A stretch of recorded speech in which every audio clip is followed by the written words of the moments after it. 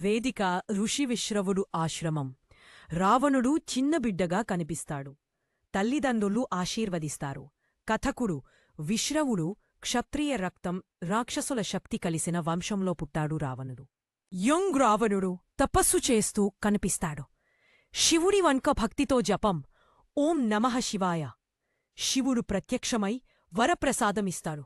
అజేయశక్తి, దివ్యజ్ఞానం, శివదానం చేసిన శూలం. సముద్ర మధ్యలో స్వర్ణమయమైన లంక నగరం యానిమేషన్లో ప్రకాశవంతంగా చూపించాలి. రావణుడు సింహాసనంపై కూర్చొని దశముఖుడు రూపంలో కనిపిస్తాడు. రావణుడు ఆకాశంలో విహరిస్తూ సీతమ్మను అపహరిస్తాడు. సీతమ్మ విలపిస్తూ రామా అని పిలుస్తుంది. కథకుడు ఇదే అతని యుద్ధరంగం. వానరం సైన్యం, రాక్షస సైన్యం పోరాటం. రాముడు ధనుర్బాణంతో, రావణుడు రథపై దివ్యాస్త్రలతో.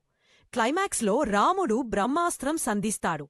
రావణుడు నేలపై పడిపోతాడు. విభీషణుడు లంక రాజ్యాన్ని స్వీకరిస్తాడు. రాముడు ధర్మం గురించి చెబుతాడు. గర్వమెంత ఉన్నా, భక్తి ఎంత ఉన్నా